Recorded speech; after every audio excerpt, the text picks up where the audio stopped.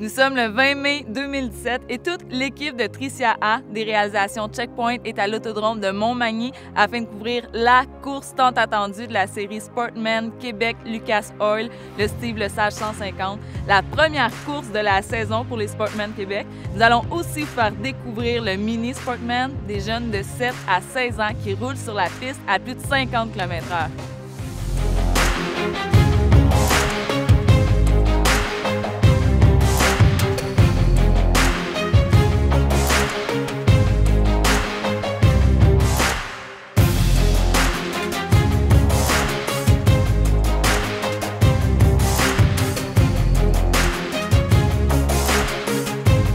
Je présente Michael, mon co-animateur. Michael est aussi directeur d'événements. C'est dans quel domaine, Michael? En fait, je dirige des courses de camions, puis on m'a invité ici aujourd'hui pour découvrir la série Sportsman Québec.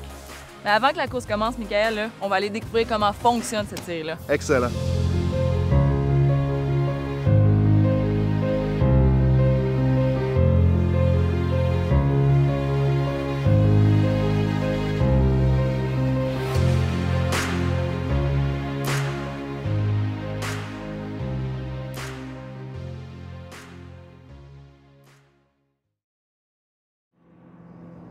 Monsieur Poulain, c'est votre père qui vous a initié au stock car alors que vous aviez à peine 6 ans.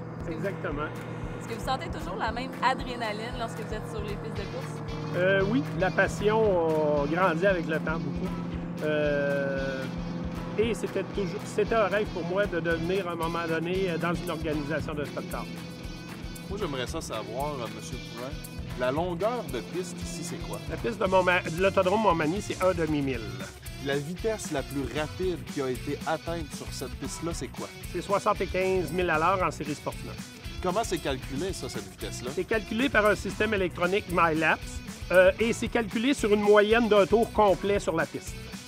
Après toutes ces années chez les Sportman, est-ce que vous sentez toujours la même fébrilité lors de la première course de la saison? Oui, c'est sûr qu'il y a toujours une fierté. Je suis le promoteur au Québec qui a... le seul promoteur au Québec qui a fait plus de 10 ans dans une série. Donc, c'est une fierté et oui, la fébrilité est toujours là. Depuis 4 ans maintenant que les Mini Sportman existent, vous avez 8 jeunes inscrits au Mini Sportman. Comment est-ce qu'un parent peut inscrire son enfant au sport motorisé? Est-ce qu'un enfant doit nécessairement être enfant prodige d'un pilote? Non, pas nécessairement. Les Mini Sportsmen, c'est une classe de développement, c'est 7 à 15 ans. Le parent n'a pas nécessairement besoin d'être adepte de sport motorisé. Moi, je considère présentement que les mini-sportsmen, c'est le sport le plus sécuritaire motorisé pour enfants qui existe sur le marché. On a des jeunes qui sont en développement. On parlait de 8 tantôt, c'est plutôt 10 qu'on va avoir pendant la saison. Il y a quelques voitures de pas prêtes qui vont se rajouter dans les prochaines semaines. Donc, c'est ouvert à un peu tout le monde qui veut faire du sport motorisé à son enfant. C'est pas plus dangereux qu'aller au village Valcartier et faire les glissades l'hiver ou quelque chose l'été. Et 4 roues, VTT, motocross est beaucoup moins sécuritaire qu'un mini-sportsman. C'est vraiment un stock car adulte en modèle réduit. Donc, il y a une protection complète pour l'enfant, quel que soit l'incident qui peut arriver. André, le mini-sportsman roule à 53 000 à l'heure. Est-ce qu'il y a des tests à faire pour participer à cette série-là? Comment ça fonctionne? Il n'y a pas de test à faire nécessairement.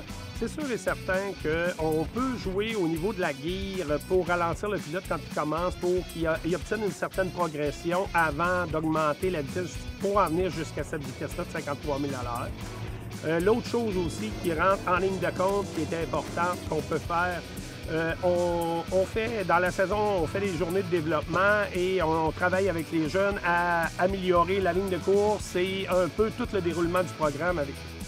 Comment on fait pour déterminer si un pilote est apte à conduire dans cette série-là ou non? Il n'y a pas nécessairement, c'est comme je dis, c'est vraiment le développement. C'est avec le temps et le développement. Le jeune va commencer au niveau qui est capable de le faire et on va y aller avec du développement à la place. Le Steve Lesage est la course la plus lucrative de la saison. Premièrement, que remporte le gagnant? Le gagnant, aujourd'hui, la bourse du premier, c'est 2 000 $ en partant. Par contre, il y a 6 000 qui est offert en bonus de course aujourd'hui. Donc, le gagnant pourrait partir d'ici, si jamais il y avait une journée pratiquement parfaite, avec un montant de entre 5 et 7 000 Et est-ce que chaque course offre des bourses aux gagnants? Oui, chaque course offre des bourses de la première position à la dernière position, en autant que le pilote prenne le départ en finale et fasse un tour. J'aimerais ça savoir comment on détermine l'ordre de départ des courses. Aujourd'hui, c'est un peu exceptionnel. Vu que c'est la première de la saison, ça va être par des essais chronométrés. On va faire 3 segments de 8 pilotes ou de 7 pilotes selon le nombre qu'on va avoir. Ils ont 3 minutes en piste pour enregistrer des tours et le meilleur temps possible. Les 9 premiers pilotes vont aller dans un baril pour piger les 9 premières positions du premier 50 tours et à partir de la 10e position, aller à la fin. Ça va être vraiment par ordre de temps calculé qu'ils ont eu. Donc, le plus rapide va partir 10e, au moins rapide, à la fin. Dites-moi, comment fonctionne l'alliance entre un directeur d'autodrome et un directeur de série? Est-ce que c'est difficile rendu au moment du montage d'horaire? Non, pas nécessairement. On essaie de travailler pour que ça soit le plus facile pour tout le monde, autant pour l'autodrome que pour les pilotes. On a certains pilotes qui font 2 classes des fois aussi, fait qu'on essaie d'accommoder l'horaire pour que ça fonctionne pour les gars aussi. Le but, c'est d'avoir le maximum de pilotes sur la piste, dans toutes les catégories. Donc, on essaie de travailler en alliance pour offrir le meilleur programme au monde. Pour terminer, M. Poulain, quel pilote est-ce que vous nous conseillez de fortement surveiller aujourd'hui? Il y en a quelques-uns. Le champion défendant de l'année passée du 150 tours, Pierre-Luc Labbé, dans la voiture 25, il a le fardeau cette année et d'être là Mabat. C'est lui qui a gagné l'année passée. Il faut penser à Dominique Jacques. Il faut penser dans la voiture 67. Martin Latulippe dans la voiture 84. On a Sylvain Labbé qui est un vétéran dans la voiture 40.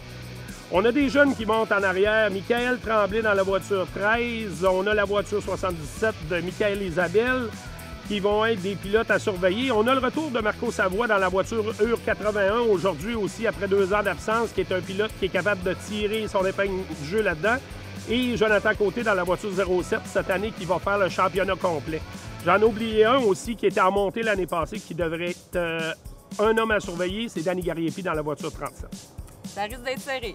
Je pense qu'on va avoir un beau programme. Je pense que les gars sont prêts, ils sont fébriles pour ça. Puis ils vont offrir tout un spectacle aux gens Montmagny aujourd'hui. On a la chance d'avoir une belle journée.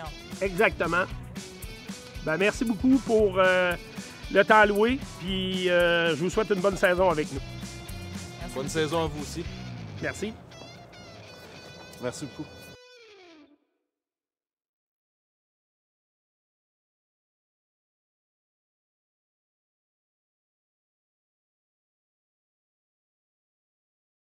Hey Jessica, c'est Dominique Jacques, un coureur. On va aller le voir.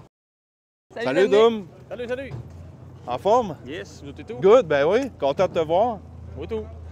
Peux-tu nous expliquer un petit peu comment ça fonctionne, les inspections? Oui, on vient en commencement de la journée pour regarder la hauteur du châssis, entre autres, pour voir, parce qu'il y a un minimum à respecter. L'inspecteur, il en profite pour regarder des petites choses sur l'auto, pour peut-être l'inspection de l'après-course, on ne sait jamais.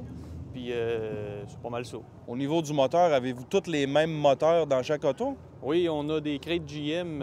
Les moins chers qui se font chez GM ont 280 forces. Ils sont tous scellés. Dans le fond, quand tu achètes ça, tu le mets sur le dyno, ça sort. Parce que 280 forces, ils mettent des seals sur le moteur pour pas que tu l'ouvres parce qu'on n'a pas, OK. le droit de rien toucher dans le moteur. Puis qui vérifie ça? C'est un inspecteur. Avez-vous une fédération qui gère les règlements? Ou... Les inspecteurs de la série, OK. c'est assez bien géré que de ce côté-là. Fait qu'il vient vérifier vos moteurs, s'ils sont scellés encore. Oui. Est-ce que vous devez passer sur le dyno avant chaque course ou c'est Non. au début de la saison? À la ou... demande, si l'inspecteur OK. a un doute, ils peuvent sortir nos moteurs quand ils veulent puis il les fait vérifier sur un dynamomètre. OK. Puis est-ce que les règlements, ils changent à chaque année? Est-ce qu'il y a des petites modifications? Est-ce que vous vous rencontrez puis pour déterminer certains règlements nouveaux à chaque année? Comment ça fonctionne, ça? Oui, les représentants de classe, dont moi, on se rencontre chaque automne pour voir si on pourrait pas améliorer, clarifier le règlement. Puis si jamais il y a un inspecteur qui détecte quelque chose sur ta voiture puis qui dit « Regarde, Doom, ça fonctionne pas », là, à ce moment-là, comment ça fonctionne? Est-ce qu'il y a un certain temps pour faire la modification? Est-ce que tu es disqualifié de la course? Bien, il nous le dira pas avant la course. Bien souvent, il va attendre après la course si on a passé à l'inspection d'après-course. Fait qu'il va nous dire ça passe pas. Fait que là, tu serais disqualifié. Ou si c'est juste la hauteur du châssis qui passe pas, on est relégué en dernière position. OK. C'est que tout dépendamment du manque ou de la faute, en fait, que tu gagnes la course, tu peux être soit disqualifié ou rétrogradé, en fait. Oui, mais là, c'est rare que ça arrive, là, c'est sûr. Là. Puis vous êtes combien environ de pilotes dans ta série? On est une trentaine, mettons, mais on est peut-être 22-24 à chaque sortie. OK. Ben, ça nous a éclairé pas mal sur les inspections. Merci beaucoup. Merci beaucoup. Merci.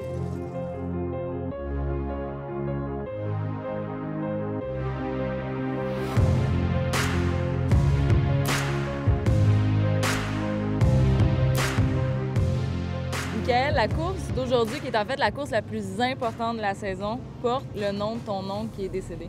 Oui. Pourquoi? Dans le fond, André Poulain, avant ça s'appelait l'Angis-Caron 150. Puis, dans le fond, l'Autodrome Chaudière, ils ont gardé l'événement l'Angis-Caron. Puis, dans le fond, André voulait rendre hommage à Steve, vu qu'il était là depuis le début de l'année dans la série. Puis, il a tout le temps été un pilote compétitif. Puis, dans le fond, c'est pour y rendre un dernier hommage encore.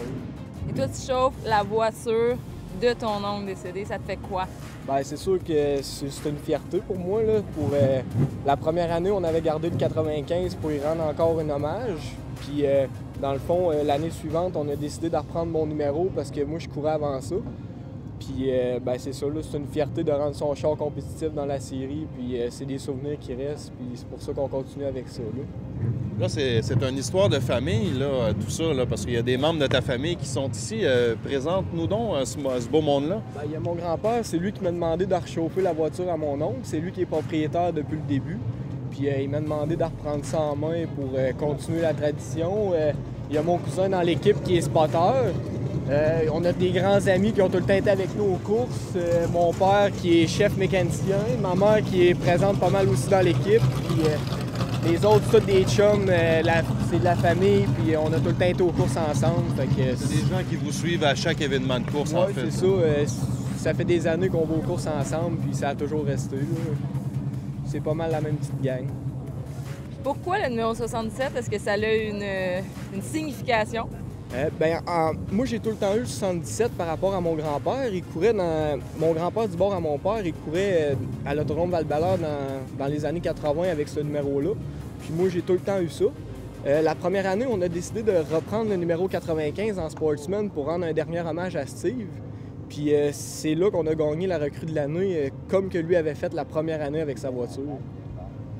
C'est que la passion se transmet de génération en génération. Moi, j'ai tout le temps, depuis que je suis jeune, la première année que Steve il a chauffé, c'était dans les petites classes. Là. J'avais peut-être 5-6 ans, puis j'allais aux courses aussi. Mon père était dans l'équipe, puis tu sais, ça remonte à loin. Là. On a toujours été aux courses avec. C'est une passion familiale. Tu as eu la piqûre en partant. Là. Ouais, j'ai pas mal été élevé là-dedans, fait que j'ai pas trop eu le choix. À quel âge tu as commencé? J'ai fait ma première course, j'avais 15 ans. C'était un enfer qui appelle à 150 tours à l'Autodrome Sainte-Croix. Puis c'est là que ça a débuté. Là. Après ça, par la suite, je me suis acheté une voiture, j'avais peut-être 18 ans. Puis c'est là que ça a commencé. C'est quoi qui t'allume le plus dans une course comme ça? C'est de chauffer sur la piste? C'est l'adrénaline de dépasser quelqu'un? C'est quoi vraiment, là? C'est surtout l'adrénaline, là, quand tu pars une vingtaine de chars ensemble puis que tout le monde veut gagner, c'est l'adrénaline, là. Tu chauffes à la limite de la voiture puis c'est le meilleur qui passe sur le quadrillé qui l'emporte, là. Puis ton plus beau moment dans toutes tes courses à vie, ça serait quoi? Surtout la première année, quand on a rendu hommage à Steve, là, c'était une fierté de reprendre sa voiture avec son numéro, gagner la recrue de l'année. On a eu l'équipe de l'année aussi. Ça a été pas mal un des plus beaux moments. Merci, Michael. Ça fait plaisir. Et bonne chance pour aujourd'hui. Ah, merci. Bonne saison. Merci beaucoup.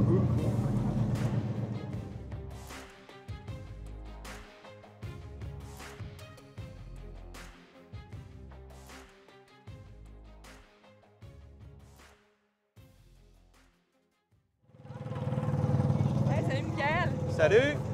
Salut, ça va bien? Oui, ça va bien. Super, ça. Tirez-vous un pneu? C'est parfait. On va s'asseoir, on va s'installer. Je pense qu'on a des questions pour toi. Oui, bien, on va essayer de répondre à notre mieux.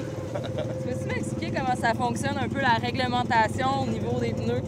Bien, les pneus, cette année, c'est la série qui nous fournit les pneus. Ils ont différentes grandeurs. Puis nous autres, on essaie d'ajuster notre char le plus possible avec les grandeurs qu'ils vont nous donner. Cette année, ils ont mis ça un peu plus serré par rapport à ce que pour le budget. Parce que ça pourrait être accessible à tout le monde. Parce que le budget des pneus, c'est encore assez dispendieux. C'est 200$ du pneu. Fait que là, ils ont mis ça à 22 pneus pour toute la saison au complet. Fait que, tout dépendant de la course qu'on va faire, on va avoir le droit à tant de pneus. Comme aujourd'hui, on a le droit à 5 pneus flambant neufs. Puis on a le droit d'avoir des spares usagés. Fait que s'il arrive de quoi, faut s'arranger avec ce qu'on a. Ça veut dire qu'une fois on va dire les 5 pneus qui sont terminés, qu'est-ce que tu fais dans la course si tu dépasses ou tu as à dépasser le 5 pneus? En principe, on est supposé être bon pour faire plus de 150 tours avec les 5 pneus. OK. Mais s'il arrive une crevaison, s'il arrive un accident, un accrochage, on ne sait pas ce qui peut arriver. Fait que là, il faut aller avec nos tailleurs usagés. Puis on essaye de se débrouiller comme mieux. Mais si on fait une crevaison par rapport à un dommage sur la piste, ils peuvent nous remplacer notre pneu. Mais nos pneus sont tous enregistrés avec des numéros de série. OK. Fait que là, ils nous suivent par rapport à ça. Comme là, aujourd'hui, j'ai une feuille à remplir avec mes numéros de pneus que je vais utiliser. Puis pour la prochaine course, qui va être de 75 tours, on va avoir le droit à seulement 2 pneus neufs. Au niveau des pneus usagés, en fait, tu as droit à un nombre X aussi. Est-ce que c'est limité? Les pneus usagés, aujourd'hui, on a le droit à 3. Mais encore là, si on a des crevaisons, on n'a pas le choix, il faut se dépanner. Mais eux autres, à la fin de la course, ils décident, ils vont prendre les 3 premiers, ils vont vérifier l'enregistrement des pneus. Si c'est pas le bon enregistrement qu'il y a sur la feuille, le gars va être rétrogradé à la dernière position. Si tu as épuisé ton maximum de pneus neufs, est-ce que tu peux en acheter toi-même? Durant la saison, oui, on peut en acheter tant qu'on veut pour pratiquer, mais on ne pourra pas s'en servir pour les courses. Il faut se débrouiller avec les pneus qu'on a, mais en principe, on en a assez pour la saison. Les pneus qui vont être endommagés le plus, c'est à l'extérieur. C'est toujours ceux-là de l'extérieur qui vont user le plus. Chaque coureur a la même marque de pneus, a exactement le même modèle de pneus, ça fait qu'il n'y a pas personne qui est avantagé. Là. Non, on part toute la même base. La seule affaire qui va varier, c'est les grandeurs de pneus. Et ils vont partir de... Il faut t'ajuster ton auto en conséquence avec tes pneus, avec l'inclinaison de la piste. Là, vous roulez avec des pneus de quelle grandeur exactement? Ça varie, là. Ça varie d'une roue à l'autre. C'est pas tout à fait pareil. Je peux pas dire tous mes secrets non plus. Okay. c'est correct. Mais les pneus vendus par la série, t'as toujours un côté plus petit que l'autre. Okay. Fait qu'ils vendent des tailleurs intérieurs plus petits, des tailleurs extérieurs plus grands. Il faut que tu t'ajustes en conséquence. Et ton auto va coller de plus en plus. Selon quand tu vas arriver sur la coche des bonnes dimensions, là, ton auto va coller, là, puis c'est là que tu vas aller chercher une meilleure performance. Est-ce que vous êtes libre de mettre la pression d'air que vous voulez ou vous avez certains standards à respecter? Non, bien c'est sûr que Osier nous réfère à des standards de pression parce que le tailleur est quand même va être meilleur à une certaine pression. Mais nous autres, on y va avec ce qu'on... Parce que plus tu vas grossir, plus tu vas mettre de l'air dans ton tailleur, plus il va grossir. Puis avec la chaleur, la température, plus le nombre de tours, il va grossir encore plus. Puis ça peut tout changer ton setup d'auto. C'est la friction sur la piste, l'adhérence, puis tout ça, c'est tout calculé. Oui. Il y en a qui marchent avec de l'azote. Les pneus soufflés à l'azote vont faire que la température et la dimension du pneu va se contrôler plus. Il va moins prendre d'expansion, puis il va se tenir plus. Ça fait que c'est très technique quand même si c'est juste un pneu, c'est quand même une partie super importante pour les courses en fait, là, parce que je veux dire, c'est ce qui te permet de rouler, c'est ce qui permet d'adhérer à la piste. Puis là, tu regardes la température, la pression d'air, c'est qu'il y a beaucoup de facteurs juste pour un pneu. Là. Oui, on va jouer sur l'inclinaison de nos pneus à l'avant par rapport à ça aussi, là, pour que le tailleur use uniformément puis qu'il garde sa température avec un standard pour pas qu'il soit plus chaud à l'extérieur ou à l'intérieur ou vice-versa. C'est toutes les affaires qui vont jouer. Là. Il y a quelqu'un qui t'aide dans tout ça? Oui, ben j'ai mon mécano rock là, qui est toujours là avec mes 2 apprentis. Là. Les autres, ils suivent pas mal tout le temps. Là. Puis c'est ça, c'est de prendre les pressions, prendre les dimensions pour voir les variations. Puis comme aujourd'hui, la température est froide, ça variera pas beaucoup. Là. Mais quand on prend une journée à 30 degrés l'été, il y a des grosses variations, il faut réajuster les pressions, puis c'est beaucoup de calculs. Oui, le voyant. La hauteur du châssis, en fait, j'imagine que c'est très contrôlé aussi, puis veut pas, avec les pneus, ça a sûrement une certaine influence aussi. Là. Oui, la hauteur, le poids vont faire que le poids de l'auto, on a le droit à 3000 livres, incluant le chauffeur, l'équipement, tout. OK.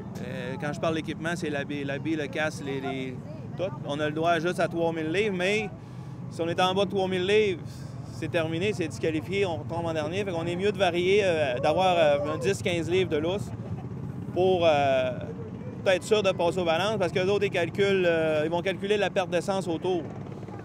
Puis après ça, on rembarque ces balances, ils vont dire « Ah non, ça passe pas » ou « ça passe ». Puis sur les balances, vous embarquez à chaque course, en fait, ou au début, à la fin de chaque aussi? Comment ça fonctionne? On embarque au début pour l'inspection. Là, ils vont vérifier là, les hauteurs, justement, la hauteur du châssis, là, c'est un minimum de 4 pouces qu'on doit avoir. Mais on est toujours mieux de mettre plus, parce qu'avec l'usure des pneus, l'auto va descendre. C'est ce qui va faire, où les pressions vont varier. Puis si tu arrives avec un flat... si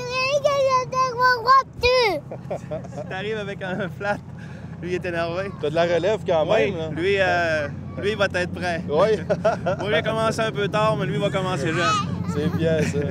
Qu'est-ce que ça fait si tu commences une course, ta hauteur est bonne, puis que tu finis ta course, puis à cause de l'usure de tes pneus, de la pression de tes pneus, ta hauteur est plus légale, elle tombe plus basse. Qu'est-ce que ça fait dans ce temps-là? Bien, là, la série vont nous donner le droit à mettre la pression que justement que Osier nous dise de mettre dans le pneu. Mettons, c'est 20 livres. On dit, OK, mets 20 livres dans ton pneu. Puis si tu passes pas encore la hauteur, bien là, c'est parce que tu t'étais ajusté trop bas ou tu peux avoir un bris dans la suspension. C'est que c'est de prévoir un peu une certaine usure au niveau de ta pression de pneu aussi en même temps. Oui, c'est sûr que nous autres, on marche plus haut que le standard. Puis c'est ça, là, les hauteurs, il faut vérifier ça, mais il peut y avoir un bris de suspension, n'importe quoi qui va faire que ton auto va descendre. Parce qu'elle est ajustable aux 4 roues, fait que si on arrive à une place puis on casse un morceau, là, l'auto tombe plus bas. Là, ils vont dire « Ouais, mais ça t'a avantagé. » Fait que c'était à toi à vérifier tes morceaux, puis... L'importance d'avoir un bon mécanicien puis de la relève, c'est... Oui, un bon mécanicien, une bonne relève, des pièces neuves, c'est de vérifier, là, après chaque course, c'est de vérifier toute l'auto, puis il peut arriver, n'importe quel morceau peut démancher, là. Puis, un léger accrochage va tout débalancer l'auto. Merci, Michael. Merci, bonne journée. Bonne chance puis bonne saison. Merci.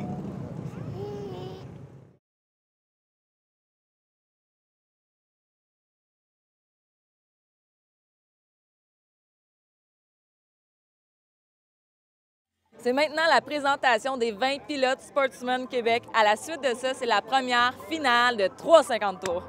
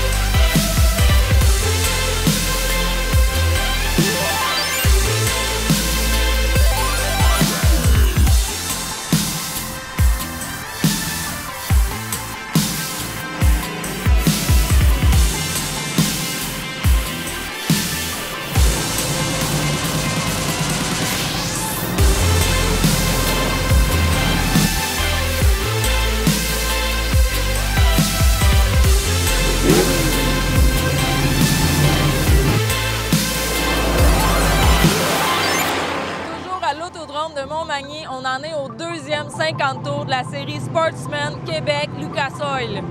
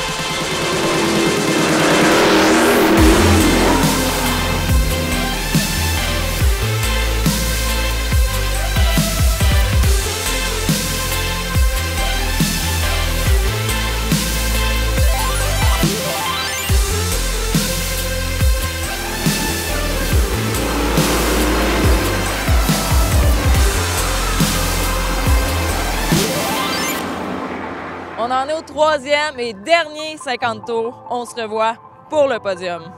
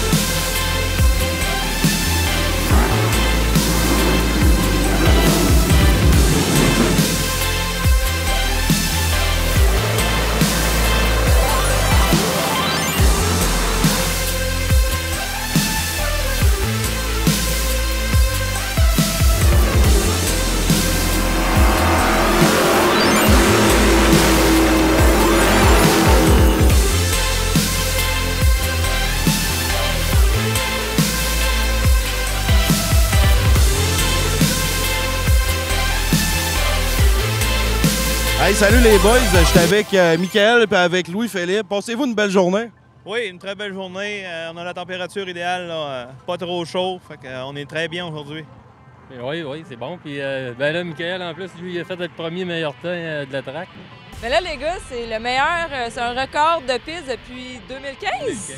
C'est gros quand même, c'est fou. Oui, on a battu, je pense, à 1/100e de seconde. Là. Là, les deux, vous étiez ex aequo, le même temps exact. Exact, le même temps exact. Mais en plus, ben, nos deux voitures, ils font travailler à la même place là, chez DGR, Saint-Romuald.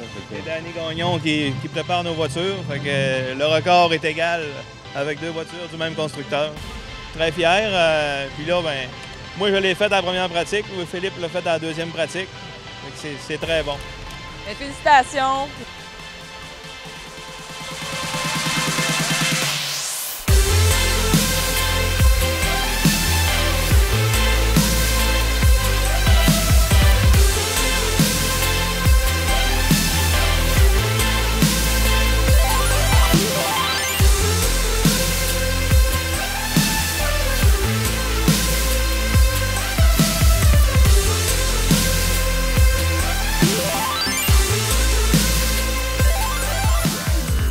Gagnant de la course, Pierre-Luc? Yes, on est bien contents. Le char allait super bien. On a travaillé sur le char tout l'été, tout l'hiver, mettre ça prêt. Puis le char était sa couche. Fait que t'es content de ton début de saison, là? Yes, on est bien content. C'est 150 tours, c'était la plus grosse course de la saison. Puis on est allé la chercher. L'année passée, j'ai fini la saison en gagnant cette course-là qui s'appelait le Langis Caron, 150 tours. Là, on est venu chercher la victoire encore de 150 tours cette année.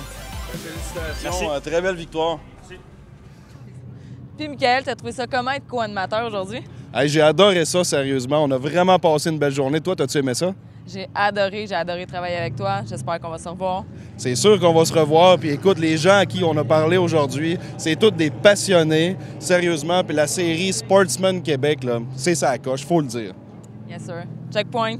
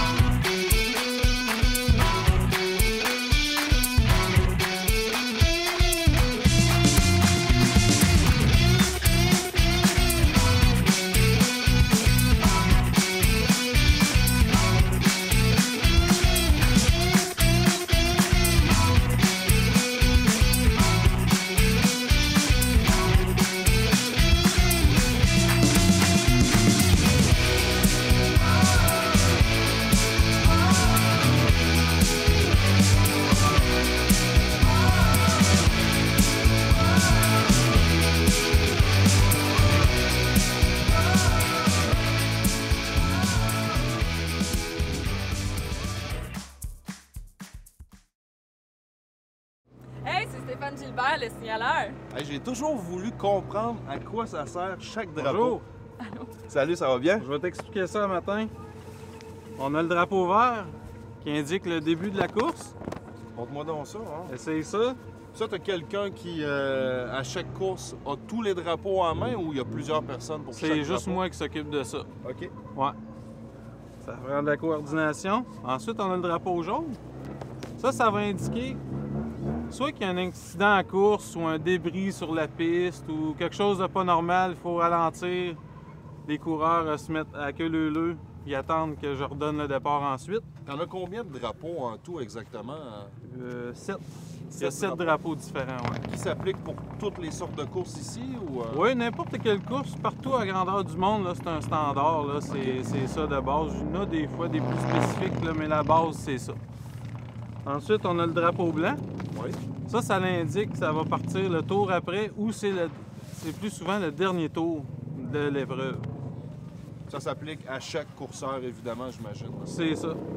Ensuite, je te reprends tes drapeaux, ceux-là.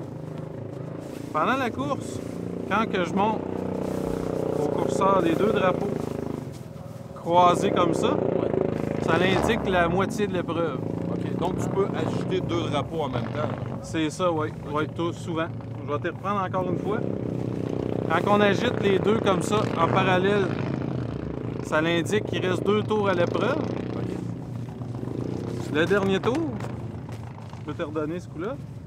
Donc, c'est vraiment important que chaque pilote connaisse très bien Oui, la c'est très signification important. Sans ça, la coordination pendant la course, ça ne marchera pas. Ça va être dangereux pour tous les pilotes. Puis il faut que ça soit vraiment bien coordonné, que tout le monde soit vraiment à l'écoute de ça. On a le drapeau à damier que tout le monde connaît. Ça l'indique le vainqueur. La course est terminée. Je peux arriver aussi pendant la fin de la course. Je vais te revoler le jaune. Je peux arriver à la fin de la course, en croiser 2 en même temps. Le damier et le jaune, ça l'indique que la course est terminée, mais qu'il y a un incident sur la piste qu'il faut être attentif. Okay. Qu'est-ce qui se passe? Puis toi, ça fait combien d'années que tu fais ça, en fait? Ça fait 5 ans. C'est ma 2e année avec la série Sportsman Québec pour André Poulain. Puis est-ce que ça prend un certain permis pour faire ça, un cours ou quelque chose, ou juste la connaissance des drapeaux? Non, juste la connaissance, avoir vu beaucoup de courses. Il faut aussi, pour être bon pour là-dedans, il faut beaucoup prévoir. Pour éviter qu'il y ait plus de bris. Tu sais, si je vois un coureur qui est rendu au 45 dans la piste, il faut que je sois déjà prêt à mettre le système de lumière pour éviter qu'il y ait plus de bris, plus d'un gros accident. Il faut que tu sois très attentif à chaque course. Oui, beaucoup. Tu sais, des fois, j'ai quand même un directeur de course en arrière de moi. Si j'ai quoi regarder sur un coureur spécifique, faut que je sois capable, faut qu'il soit capable de me dire s'il se passe de quoi complètement à l'autre bout que j'ai pas le temps de voir, j'ai le temps de mettre mon jaune quand même si je le vois pas tout. Ensuite, on a le drapeau jaune avec une barre, le drapeau bleu plutôt avec une barre jaune. Ça, je vais indiquer ça au pilote qui s'en vient, qu'il y a un meneur qui arrive à l'arrière de lui, qui va être prêt à le dépasser, de lui laisser de la place sans ralentir surtout, mais il laisser la place. Lui, il va rentrer à l'intérieur. Le meneur vont les dépasser par l'extérieur. C'est ça que ça indique, le drapeau jaune. Ça c'est des drapeaux d'espoir.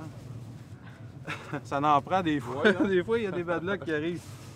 Le drapeau rouge, si j'ajoute ça avec le système de lumière rouge, tous les coureurs doivent s'arrêter, peu importe où ils sont sur la piste. Ils ne doivent pas continuer le tour. Il faut vraiment qu'ils arrêtent. Soit quelqu'un a fait des tonneaux ou un auto qui a pris feu ou quelqu'un qui est vraiment en mauvaise posture, qu'on a besoin, soit des pompiers, des paramédics, ces choses-là. Quand tu nous parles là, de drapeaux avec les lumières, explique-nous donc un peu là, comment ça fonctionne. Toi, tu es situé près des lumières, tu agites le drapeau, puis les coureurs, eux, voient quand même les lumières allumées. Est-ce qu'ils le voient à plusieurs places sur la piste? Comment ça fonctionne, ça? Oui, ça dépend des places. Comme ici, c'est à 4 places dans les 4 coins. Moi, j'agite mon drapeau, j'ai tout mon système de lumière à côté de moi. Je lève ceux-là qui ont besoin.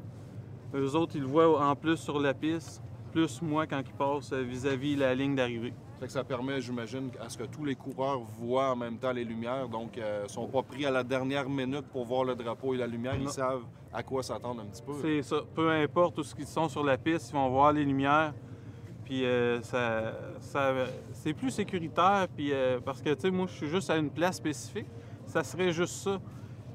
ça prendrait du temps. Puis la piste est grande, ça pourrait arriver un peu n'importe où. Donc ton poste est quand même assez capital pour la sécurité puis le bon déroulement des courses. C'est vraiment un poste important.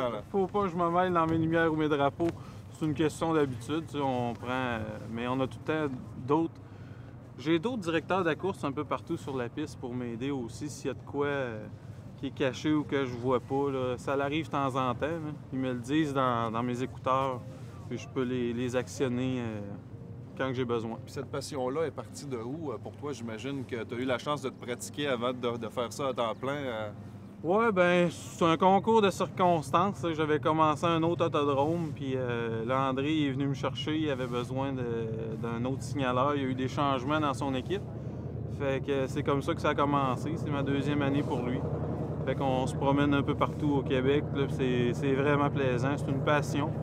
Puis il faut vraiment aimer ça. Là, il te reste un drapeau, le drapeau noir. Qu'est-ce qu'il veut dire, lui, exactement? Ouais, c'est ça. Tout le monde pense que c'est juste pour la disqualification d'un coureur. C'est ça aussi. Mais je vais arriver, mettons, je vais pointer un coureur avec mon drapeau noir fermé comme ça. La plupart du temps, c'est un avertissement, lui dire écoute, vas-y un peu moins mollo dans les pare-chocs des autres compétiteurs. Quand il va être ouvert, quand je vais l'ajouter au complet, le monde pense tout c'est juste pour une disqualification d'un coureur. Il y a ça, mais c'est plus un drapeau de consultation qu'on appelle. Soit son auto va perdre de l'huile, il a oublié d'attacher son filet, mettons, dans sa porte, ou on va y expliquer quand il va sortir, il va y avoir un de mes directeurs de course qui va lui dire pourquoi on le fait sortir. Qu'est-ce que ça fait si un coureur ne respecte pas le drapeau en tant que tel? Est-ce qu'il y a une pénalité? Est-ce qu'il est expulsé? Comment ça fonctionne? Ça dépend du drapeau, j'imagine?